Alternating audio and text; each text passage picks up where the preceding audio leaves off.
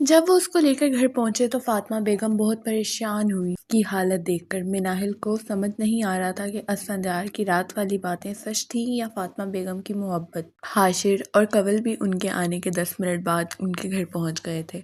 حاشر اور حارث اس کے پاس بیڈ پر بیٹھے ہوئے تھے، کنول پاس پڑے صوفے پر بیٹھی ہوئی تھی اور مناہل سامنے دیوار کے ساتھ ٹیک لگائے کھڑی تھی۔ وہ کل رات سے الجھن کا شکار تھی اور اوپر سے آج جو ہوا، کچھ لمحوں کے لیے تو اس کی جان ہی نکل گئی تھی۔ وہی دوست کھونے کا خوف اسے محسوس ہوا تھا۔ اسفندیار ان دونوں کی بات کا ہوں ہاں میں جواب دے رہا تھا، مگر دھیان سارا اس کا سامنے کھڑی مناہل کی طرف تھا۔ نہ جانے وہ کن سوچوں میں مصروف تھی۔ آپ بیٹھ جائیں، اسفندیار نے اس سے کہا تھا۔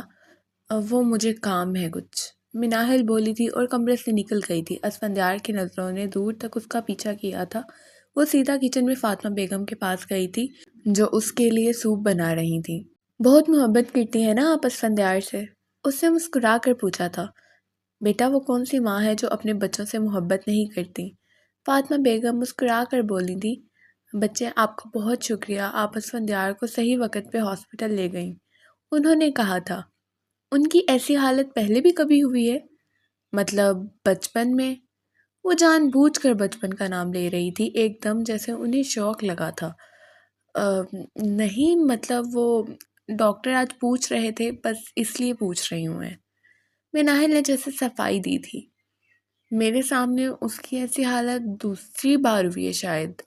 ڈاکٹر کہتے ہیں شاید تھکاوٹ کی وجہ سے اس کی یہ حالت ہو جاتی ہے۔ وہ ساری ساری رات نہیں سوتا، پہلے دن میں پھر بھی سو جاتا تھا، اب آفس آنا شروع کیا ہے تو نہ رات میں سوتا ہے نہ دن میں۔ فاطمہ بیگم پریشانی سے بولی تھی۔ وہ اپنی صحت کے حوالے سے اتنے غیر ذمہ دار کیوں ہیں؟ آپ سمجھاتی نہیں ہیں انہیں؟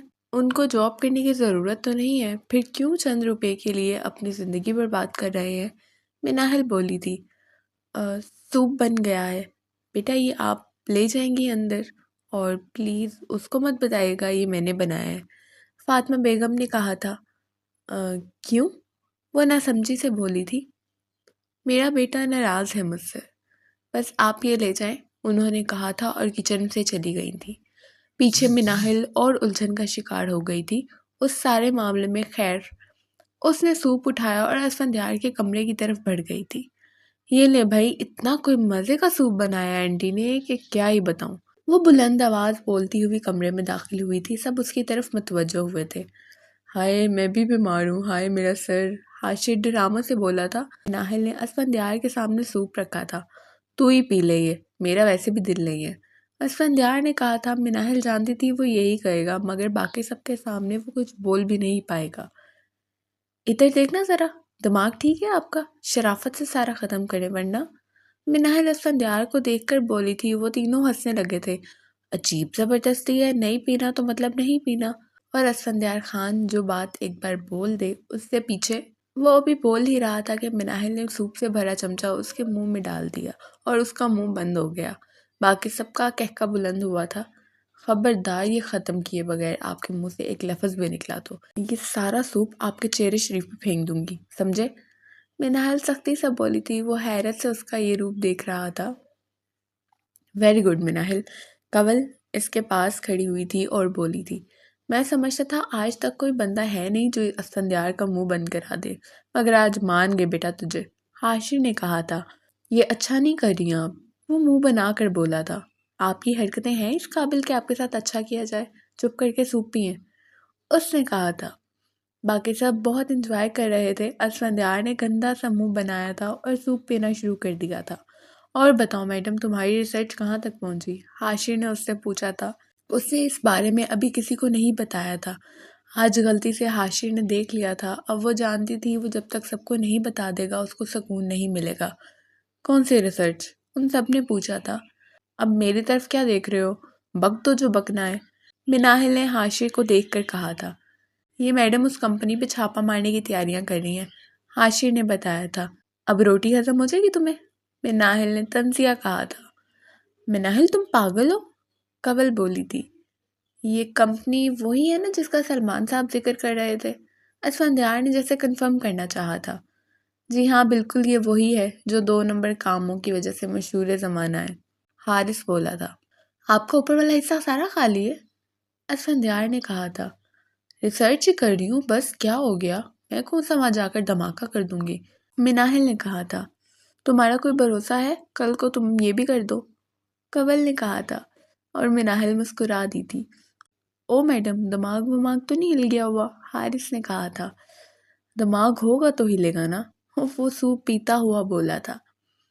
آپ سے کہا تھا نا جب تک یہ ختم نہ ہو جائے آپ کی آواز نہ آئے۔ اس نے پھر اسے روک دیا تھا۔ اس نے بیچاروں والا منہ بنا کر باقی سب کو دیکھا تھا۔ اوئے ہادی، 10 بج گئے ہیں بھائی میرے، اٹھ اب۔ حارث نے موبائل جیب سے نکالا تھا اور بولا تھا، ہاں ہاں ٹائم ہو گیا ہے، تم دونوں بھی نکلو، پھر صبح آفس آتے ہوئے ڈرامے لگاؤ گے، ہائے مجھے یہ ہو گیا تو ہائے مجھے وہ ہو گیا۔ مناحل بولی تھی اور خود بھی کھڑی ہوئی تھی۔ چل میرے بھائی، اس سے پہلے یہ ہاتھ پکڑ کے باہر نکال دے ہمیں۔ حاشر نے حارث کا ہاتھ پکڑا تھا اور بولا تھا، 5 منٹ اور رکے تو نکال بھی دوں گی۔ مناحل نے کہا تھا، اچھا بھائی، اللہ ہی مالک ہے تیرا بھائی۔ وہ اسفندیار سے ملا تھا اور بولا تھا۔ مناحل نے دونوں ہاتھ کمر پہ رکھے تھے اور اس کو گھورا تھا۔ سوری بھائی، کیا ہو گیا؟ حاشر ڈٹتے ہوئے بولا تھا۔ یہ لوگ ہنسنے لگے تھے اور اللہ حافظ کہہ کے وہاں سے نکل گئے تھے۔ کنول ان کے ساتھ گیٹ تک گئی تھی۔ مناحل کمرے سے نکلنے ہی لگی تھی کہ اسفندیار نے اسے روک دیا تھا۔ آپ میری کمزوری کا فائدہ اٹھا رہی ہیں نا؟ میں نے اگر آپ کے ساتھ کچھ شیئر کر دیا ہے تو؟ اس نے کہا تھا۔ مناحل کو ایک دم غصہ آ گیا تھا۔ وہ اس کے بارے میں یہ سوچتا تھا، وہ اس کو ایسا سمجھتا تھا۔ افسوس ہے آپ کی سوچ پہ، مناحل بولی تھی۔ اس نے اسے نہ سمجھی سے دیکھا تھا۔ سنی سنائی باتوں میں آ کر آپ کو کیا لگتا ہے آپ نے ٹھیک کیا ہے اپنی زندگی کے ساتھ؟ آپ نے اپنی زندگی کے سالوں برباد کر دیے، وہ ٹھیک تھا؟ مناحل نے کہا تھا۔ مطلب؟ وہ نہ سمجھی سے بولی تھی۔ یہ ساری سو کالڈ کہانی آپ کو آپ کی پھوپھیوں نے بتائی، ایسا ہی ہے نا؟ کبھی زندگی میں آپ نے اپنی ماں کی سچائی جاننے کی کوشش کی؟ نہیں نا؟ مناحل اس کی طرف قدم بڑھاتی ہوئی آئی تھی اور سختی سے بولی تھی۔ کہنا کیا چاہتی ہیں آپ؟ انہوں نے غلط کہا ہے؟ اگر کہا تھا غلط تو بتائیں مجھے۔ کیا انہوں نے 6 سال کے بچے کو روتے تڑپتے نہیں چھوڑا تھا؟ ایک بار بھی مڑ کر دیکھا؟ میں حیران ہوں آپ کو وہ عورت صحیح لگ رہی ہے۔ اسفندیار بولا تھا۔ ماں ہے وہ عورت آپ کی، عزت سے بات کریں۔ اور دوسری بات، یہ ساری باتیں آپ نے ان لوگوں کے منہ سے سنی کہ وہ رات کے اندھیرے میں اپنی بیٹی کو لے کر گھر سے بھاگ گئے۔ کیا آپ نے خود اپنی آنکھوں سے ان کو یہ کرتے دیکھا تھا؟ نہیں نا؟ وہ ساری تکلیفیں تو آپ نے اپنی آنکھوں سے دیکھی تھی نا، جو انہوں نے برداشت کی۔ پھر بھی آپ ان لوگوں کی باتوں میں آ گئے جو اصل قصوروار ہیں آپ کے اور آپ کی ماں کے۔ کیسے آپ سائیڈ لے سکتے ہیں ان لوگوں کی؟ کہاں تھے وہ لوگ جب آپ کے فادر ظلم کرتے تھے آپ کی ماں پہ؟ مناحل سختی سے بولی تھی۔ وہ چپ ہو گیا تھا۔ تصویر کی دوسری جانب دیکھنے کی کوشش کریں اسفندیار، وہ ماں ہے آپ کی، وہ کیوں کریں گی آپ کے ساتھ ایسا؟ تھوڑا تو عقل سے کام لیں۔ افسوس، سالوں گزار دیا آپ نے اپنی نفرت میں، مگر ایک بار بھی سچ جاننے کی کوشش نہیں کی۔ میں آپ کو تو اتنا بے وقوف نہیں سمجھتی تھی۔ مناحل نے اپنا لہجہ تھوڑا دھیما کیا تھا اور کہا تھا، خدا کے لیے اپنی زندگی ان نفرتوں میں برباد مت کریں۔ ہمیں ضرورت ہے آپ کی، انٹی کو ضرورت ہے اپنے بیٹے کی، عائشہ کو ضرورت ہے اپنے بھائی کی۔ مناحل نے اسے سمجھایا تھا، مگر سالوں کی نفرت تھی، اتنی جلدی تو نہیں نکل سکتی تھی نا۔ مگر وہ خاموش تھا بالکل۔ اور یہ سوپ بنایا صرف انہوں نے تھا۔ اس کو بنانے میں استعمال ہونے والی ہر ایک چیز اس خدا نے بنائی تھی جس نے آپ کو بنایا ہے۔ رزق کی توہین کر کے اس رب کی نعمتوں کی توہین مت کریں، مناحل نے کہا تھا۔ خیر میں چلتی ہوں، جانتی ہوں میں نے آپ کو بے سکون کر دیا ہے۔ نماز پڑھیے گا اور اپنے رب سے مخاطب ہو کر توبہ ضرور کر لیجیے گا ان سب زیادتیوں کی جو آپ نے آج تک اپنی ماں کے ساتھ کی ہیں، اس نے کہا تھا اور کمرے سے چلی گئی تھی اور پیچھے وہ بہت سی الجھنوں کا شکار ہو گیا تھا۔ میں شاید زیادہ بول گئی ہوں، ان کی بھلا کیا غلطی؟ انہوں نے تو جو سب بچپن میں دیکھا سنا اور سہا اس پہ یقین کر لیا۔ اسے دل سے افسوس ہوا تھا اپنے ان الفاظوں پر، اپنے جملوں پر۔ مناحل، کمرے کی لائٹ آن ہونے کی وجہ سے کنول کی آنکھ کھل گئی۔ اس نے سامنے ٹہلتی مناحل کو دیکھا اور اسے مخاطب کیا تھا۔ مناحل اپنی سوچوں میں گم تھی۔ کیا ہوا؟ سو کیوں نہیں رہی؟ آج کل تو کچھ لکھ بھی نہیں رہی، پھر کیوں جاگ رہی ہو؟ کنول نے پوچھا تھا۔ میرا رونے کا دل کر رہا ہے، بہت زیادہ۔ کنول، میرا دل کر رہا ہے میں چیخوں زور زور سے، اپنے اندر کی ہر تکلیف کو باہر نکال دوں۔ وہ بیڈ پر اس کے پاس بیٹھی تھی اور بولی تھی، پاگل واگل تو نہیں ہو گئی؟ آدھی رات کو کون سا سانپ سونگھ گیا تمہیں؟ کنول نے جمائی لی تھی اور بولی تھی۔ مناہل کچھ نہیں بولی تھی تو کنول بھی سیریس ہو گئی تھی۔ کیا ہوا میری جان؟ کنول نے اس کا ہاتھ پکڑا تھا اور پوچھا تھا۔ سارا کو مرنا نہیں چاہیے تھا یار، مجھے اکیلا نہیں چھوڑنا چاہیے تھا اسے۔ اس کی آنکھیں بھر گئی تھیں یہ کہتے ہوئے۔ میری جان، شاید اللہ کو یہی منظور تھا، اس کی زندگی اتنی ہی تھی، کنول نے کہا تھا۔ مجھے بہت یاد آتی ہے وہ، میرا دل کرتا ہے وہ میرے سامنے بیٹھے، میں اپنے دل کی ساری باتیں اس سے کروں۔ کنول میری ایک ہی دوست تھی، اللہ نے تو مجھے کوئی بہن بھی نہیں دی۔ مجھے تو اپنی زندگی ہی اس میں نظر آتی تھی، اسے جانا نہیں چاہیے تھا۔ اس نے کہا تھا، میرے پاس تو کوئی اور بچا ہی نہیں، میں کیا کروں یار، بہت تھک گئی ہوں میں خود سے، زندگی سے، یوں بھاگتے بھاگتے۔ مناہل نے کہا تھا، اللہ سے کہو نا میرا امتحان ختم کر دے، اور برداشت کیا تو شاید میں مر جاؤں گی۔ وہ بے بس ہو کر بولی تھی، اللہ تمہیں لمبی زندگی دے، پریشان مت ہو میری جان، میں تمہارے ساتھ ہوں نا۔ اس نے کہا تھا، تم بھی تو کل چلی جاؤ گی مجھے چھوڑ کر۔ مناہل بولی تھی، صرف اس شہر سے جاؤں گی، مگر میں ہمیشہ تمہارے ساتھ رہوں گی، تم ایک کال کرو گی اور میں تمہارے سامنے ہوں گی۔ اس نے اسے تسلی دی تھی۔ کنول، مت جاؤ نا، اس نے بچوں کی طرح اس سے کہا تھا۔ جانا ضروری نہ ہوتا تو کبھی نہ جاتی، پریشان نہیں ہو، میں ہمیشہ تمہارے ساتھ رہوں گی، ہر مہینے ملنے آؤں گی تم سے، کنول بولی تھی۔ اور وہ خاموش ہو گئی تھی، شاید اس کی آخری امید بھی ختم ہو گئی تھی کہ وہ اسے روک لے گی اور وہ رک جائے گی۔ ظاہر ہے اس کی بھی اپنی زندگی ہے، وہ کیوں برباد کرے گی اسے۔ چلو سو جاؤ، صبح نکلنا بھی ہے میں نے، کنول بولی تھی تو وہ لیٹ گئی تھی مگر سو نہیں پا رہی تھی۔ صبح 10 بجے کا وقت تھا، وہ مری کے لیے روانہ ہو چکی تھی اور مناہل ایک بار پھر اکیلی رہ گئی تھی۔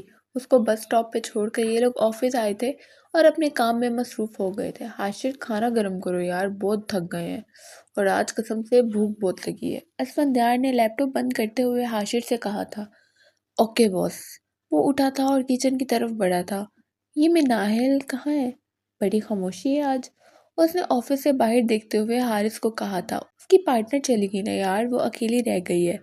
حارث بولا تھا، کیوں اکیلی رہ گئی ہے؟ ہم ہیں نا، دیکھتا ہوں کہاں ہے وہ۔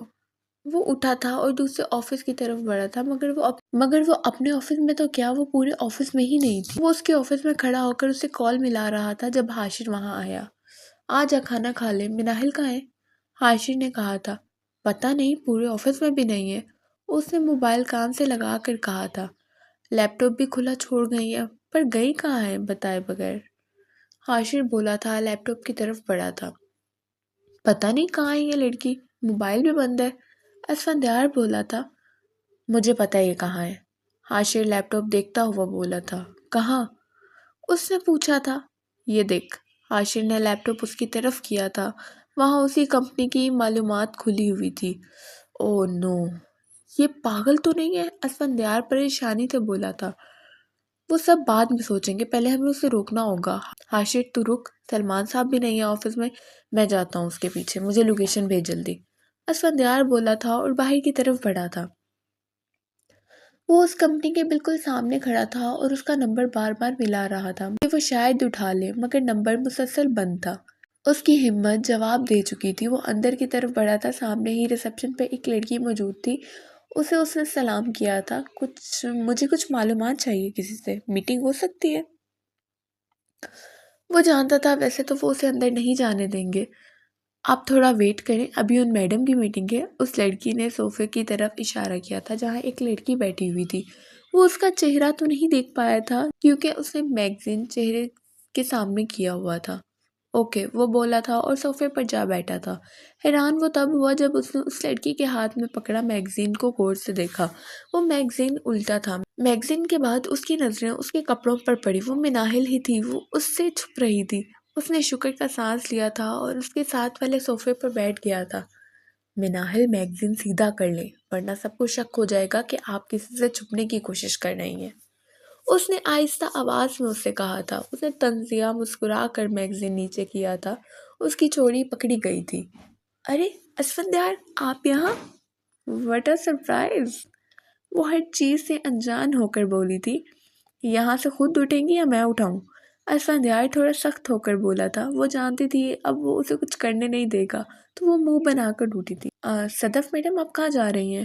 بس فری ہو گئے ہیں سر، ریسیپشن پر موجود لڑکی نے اس سے کہا۔ اس نے اپنا ہاتھ اپنے سر پر مارا تھا۔ اس نے کیوں اپنا یہ نام بتایا اس کو؟ اسفندیار نے حیرت سے اسے دیکھا تھا۔ میں وہ بس آتی ہوں تھوڑی دیر میں، وہ فوراً بولی تھی اور تقریباً بھاگتی ہوئی آفس سے نکل گئی تھی۔ اسفندیار اس کے پیچھے جانے لگا تھا کہ اس لڑکی نے اسے روکا تھا۔ سر، آپ کہاں جا رہے ہیں؟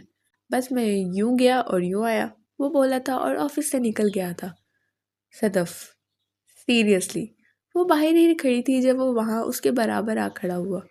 وہ اصل میں اس نے اچانک نام پوچھ لیا تو اصل نام میں بتانا نہیں چاہتی تھی تو یہی بتا دیا۔ آپ اتنا نام لیتے ہیں یہ کہ ہر وقت میرے دماغ میں گھومتا رہتا ہے، اس نے صفائی دی تھی۔ اور یہاں کیا کر رہی تھی آپ؟ اس نے ہاتھ باندھ کر پوچھا تھا۔ میری چھوڑیں، آپ یہاں کیا کر رہے تھے؟ بتائیں نا ذرا۔ مجھے ویسے بڑا منع کرتے ہیں، دور رہو دور رہو، خود یہاں مالٹے لینے آئے تھے؟ مناہل کمر پہ ہاتھ رکھ کر بولی تھی۔ آپ جانتی ہیں آپ کو آفس میں نہ پا کر کتنا پریشان ہو گئے تھے ہم، حد ہوتی ہے کسی چیز کی۔ اتنی لاپرواہی! اگر آپ کا لیپ ٹاپ نہ دیکھتے تو ابھی تک پاگلوں کی طرح خوار ہو رہے ہوتے۔ حالات آپ کو پتہ ہے کتنے خراب ہیں، اگر کچھ ہو جاتا تو کون ذمہ دار تھا؟ وہ سخت لہجے سے بولتا چلا جا رہا تھا اور وہ برا سا منہ بنا کر کھڑی تھی۔ اوہ، تو اصل فساد کی جڑ وہ لیپ ٹاپ تھا، وہ بڑبڑائی تھی۔ آپ کو آواز آ رہی ہے میری؟ اس نے کہا تھا۔ اللہ، وہ کتنی پیاری ہیں! ایک سائڈ پہ ایک آدمی چڑیاں لے کر بیٹھا ہوا تھا، لوگ پیسے دے کر انہیں آزاد کرواتے تھے۔ اس کا چہرہ ایک دم کھل اٹھا تھا۔ اسفندیار کا منہ کھلا کا کھلا رہ گیا تھا، مطلب وہ اس کو سن ہی نہیں رہی تھی۔ وہ اس آدمی کے سامنے جا کر اب ان چڑیوں کو دیکھ رہی تھی۔ اسفندیار اس کی طرف بڑھا تھا۔ کتنی پیاری ہیں یہ! بھائی ان سب کو آزاد کر دے، میں آپ کو پیسے دے دیتی ہوں۔ اس نے کہا تھا۔ بیٹا، ایک پنجرے میں 10 ہیں تو یہ 1000 کا ہوا۔ اس آدمی نے پنجرہ اس کی طرف بڑھایا تھا اور کہا تھا، مطلب ان دونوں میں 20 ہوں گی، یعنی 2000۔ اس نے بیگ سے پیسے نکالتے ہوئے کہا تھا، مگر اس کے پاس بس 1000 تھا۔ ایسے کیوں کھڑے ہیں؟ یہ پکڑیں، ان کو آزاد کر کے ثواب کمائیں۔ مناہل نے ایک پنجرہ اسفندیار کی طرف بڑھایا تھا اور کہا تھا۔ اس نے نہ سمجھی سے اسے دیکھا تھا۔ پکڑے نا اور 1000 نکال کر دیں بھائی کو، اس نے دوبارہ کہا تھا۔ آزاد کرنے کی کیا ضرورت ہے؟ اس نے پنجرہ پکڑا تھا اور کہا تھا اور 5000 کا نوٹ نکال کر اس کی طرف بڑھایا تھا۔ اگر آپ کو کوئی ایسے قید کر کے رکھے تب آپ کو پتہ چلے۔ بھائی میرے یہ بھی لے، مناہل نے کہا تھا اور پیسے اس آدمی کو دیے تھے۔ آپ رہنے دیں، میں دے رہا ہوں نا، اس نے کہا تھا۔ بہت شکریہ، لیکن میں خود ہی دوں گی۔ اس نے پیسے دیے تھے اور پنجرے کا دروازہ کھولا تھا جس میں سے ایک ایک کر کے چڑیاں آزاد ہونی شروع ہو گئی تھیں۔ اسفندیار کی نظریں جیسے اس کے چہرے پر رک گئی تھیں۔ وہ اتنی خوش اور پرسکون لگ رہی تھی کہ مناہل نے پنجرہ خالی کر کے نیچے رکھا اور اس کی طرف پلٹ کے کچھ کہہ رہی تھی، مگر اسے لگا تھا وہ اپنی سننے کی حس کھو چکا ہے۔ خان صاحب، ان سب کو لے کے بھاگنے کا پلان ہے کیا؟ اس نے اس کی آنکھوں کے سامنے چٹکی بجائی تھی اور کہا تھا۔ وہ صرف مسکرایا تھا اور پنجرے کا دروازہ کھولا تھا اور چڑیاں آزاد کی تھیں، مگر نظر اس کی مناہل کے چہرے پر ہی تھی۔ خالی پنجرہ پھر اس نے نیچے رکھا تھا۔ خوش رہو بچوں، خدا سلامت رکھے تم دونوں کو، اس بڑے بزرگ نے کہا تھا۔ ان دونوں نے مسکرا کر ایک دوسرے کو دیکھا تھا۔ چلیں؟ مناہل نے پوچھا تھا۔ وہ مسکرا کر اس کے پیچھے چل پڑا تھا۔ بیٹا، آپ کے باقی پیسے، اس بزرگ نے آواز لگائی تھی، انعام سمجھ کے رکھ لیجئے۔ اس نے پلٹ کر کہا تھا۔ اس کے چہرے کی اس خوشی کو دیکھنے کے لیے وہ اپنے آپ کو بھی قربان کر سکتا تھا۔ 5000 کیا چیز تھے؟ مناہل نے نہ سمجھی سے اسے دیکھا تھا۔ اللہ خوش رکھے تم دونوں کو، بزرگ نے اسے دعا دی تھی اور وہ لوگ گاڑی کی طرف بڑھ گئے تھے۔ 9 بجے کا وقت تھا جب وہ جم سے فری ہوا اور ایفٹن مرکز کے سامنے والے اشارے پر موجود تھا اور اشارہ کھلنے کا انتظار کر رہا تھا جب ایک بچی گجرے لیے اس کے پاس آئی۔ صاحب گجرے لے لیں۔ اسفندیار نے ایک نظر اس بچی کو دیکھا تھا اور پھر ان گجروں کو۔ محبت تو وہ ہے کہ جب آپ موجود نہ ہوں تو آپ سے محبت کرنے والا انسان آپ کے نام کا گجرا خریدے اور رستے میں ملنے والی کسی چھوٹی بچی کو دے دے۔ مناہل کی آواز اسے اپنے ارد گرد گونجتی محسوس ہوئی تھی۔ وہ مسکرا رہا تھا۔ وہ بچی اسے کچھ کہہ رہی تھی مگر اس نے سنا ہی نہیں تھا۔ 2 گجرے دے دے۔ اس نے کوٹ کی جیب سے پیسے نکالے تھے اور بچی کی طرف بڑھائے تھے۔ اس نے وہ گجرے ہاتھوں میں لیے تھے، پھر اس کو اپنی ناک کے پاس لے جا کر اس کی خوشبو کو اپنے اندر اتارا تھا۔ میرے پاس کھلے نہیں ہیں۔ اس بچی نے 1000 کا نوٹ اسے واپس کیا تھا اور کہا تھا، کوئی بات نہیں، آپ رکھ لو، اور یہ گجرے بھی میری طرف سے آپ کے لیے ہیں۔ اس نے مسکرا کر اسے دیکھا تھا۔ میرے لیے؟ وہ بچی ناسمجھی سے بولی تھی۔ سمجھے آپ کے بڑے بھائی نے دیے آپ کو۔ اس نے مسکرا کر کہا تھا۔ اسی دوران سگنل بھی کھلا تھا۔ پیچھے سے ہارن کی آوازیں آ رہی تھیں۔ اسفندیار مسکرا کر اس کے سر پر ہاتھ رکھ کر بولا تھا اور گاڑی وہاں سے لے گیا تھا۔ وہ G11 کے پاس موجود مہرآبادی میں زلیخا کا گھر تلاش کرتے کرتے پہنچا تھا۔ وہ اسے دیکھ کر بہت حیران ہوئی تھی۔ اس کا شوہر بھی اس وقت گھر تھا۔ آنٹی، مجھے گھر میں چھوٹے موٹے کام کرنے کے لیے ایک بچی کی تلاش ہے۔ مجھے مناہل نے بتایا آپ کی بیٹی کے بارے میں کہ اس کو نوکری کی ضرورت ہے۔ اسفندیار نے کہا تھا۔ زلیخا نے اپنے شوہر کی جانب دیکھا تھا جس کا چہرہ کھل اٹھا تھا۔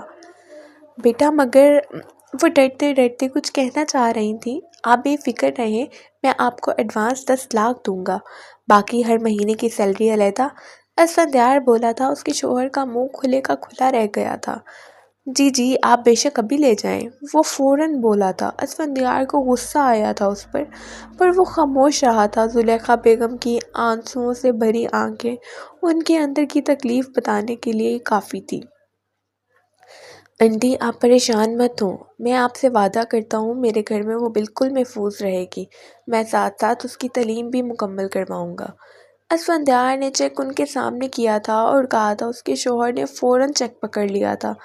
صاحب، یہ تو پاگل ہے، ایسے ہی رو رہی ہے، ورنہ آپ جیسے لوگ میری بیٹی کو اور کہاں ملیں گے۔ میں سامان پیک کرنے کا کہتا ہوں اسے، وہ فوراً بولا تھا اور اندر کی طرف بڑھ گیا تھا۔ زلیخا بیگم بے آواز رونے لگی تھی۔ ارے رو کیوں رہی ہیں آپ؟ بے فکر رہیں، میں بالکل اپنی بہنوں کی طرح رکھوں گا اسے۔ اللہ آپ کو اور مناہل بیٹی کو دنیا جہان کی خوشیوں سے نوازے، آپ لوگوں پہ کبھی کوئی مصیبت نہ آئے۔ انہوں نے جھولی اٹھا کر انہیں بہت سی دعائیں دی تھیں۔ اسفندیار اس بچی کو لے کر وہاں سے نکل آیا تھا جس کا نام سائمہ تھا۔ وہ تقریباً 15 سے 16 سال کی تھی۔ وہ اپنے کمرے میں موجود کسی گہری سوچ میں بیٹھا مسکرا رہا تھا۔ پھر کچھ خیال آنے پر موبائل نکالا تھا اور پرنٹر کے پاس کھڑا ہوا تھا اور کچھ تصویریں پرنٹ کی تھیں۔ جیسے ہی وہ تصویریں باہر آئیں اس نے انہیں ہاتھ میں لیا اور ایک بار پھر مسکرا اٹھا۔ پھر اپنی الماری کا لاک کھولا اور ایک کالے رنگ کا بیگ نکالا۔ وہ بیگ نہ زیادہ چھوٹا تھا نہ زیادہ بڑا، درمیانہ سائز کا تھا۔ اسفندیار ایک ہاتھ میں وہ بیگ پکڑے اور دوسرے ہاتھ میں وہ 3 تصویریں پکڑے بیڈ کی طرف بڑھا تھا۔ بیڈ کے پاس پہنچ کر اس نے بیگ کی زپ کھولی تھی اور بیگ بیڈ پر اڈیل دیا تھا جس میں سے سینکڑوں تصویریں نکل کر بیڈ پر گری تھیں، جس میں ایک ہی چہرہ تھا۔ آج والی تصویریں بھی اس نے ان میں رکھی تھیں۔ وہ ان کو ایسے دیکھ رہا تھا جیسے کوئی اپنی سب سے قیمتی چیز کو دیکھتا ہے۔ وہ بیڈ کے پاس زمین پر گھٹنوں کے بل بیٹھا تھا۔ وہ مناہل کی تصویریں تھیں جو پتہ نہیں کب اور کیسے لی گئی تھیں۔ پھر اس کا ہاتھ ایک تصویر کی طرف بڑھا تھا۔ اسے یاد آیا تھا کچھ سالوں پرانا۔ وہ تصویر اس روز کی تھی جب اس کی گاڑی اس سے پہلی بار ٹکرائی تھی۔ وہ تصویر دور سے صرف گاڑی کی لینا چاہ رہا تھا اس وقت تاکہ وہ اسے ڈھونڈ کر اس سے بدلہ لے سکے، مگر وہ کیا جانتا تھا وہ تصویر سالوں اس کے فون میں محفوظ رہے گی۔ اس میں ہلکی سی نظر آتی مناہل کی جھلک اس کے لیے اتنی ضروری ہو جائے گی، وہ کب جانتا تھا۔ اس نے وہ تصویر بیڈ پر رکھی تھی اور پھر مسکرا کر وہ کتنی ہی دیر ان تصویروں کو دیکھتا رہا تھا۔ وہ نہیں جانتا تھا محبت کیا تھی، مگر عشق اس کے لیے صدف کے الفاظ تھے اور مناہل کی آنکھیں تھیں۔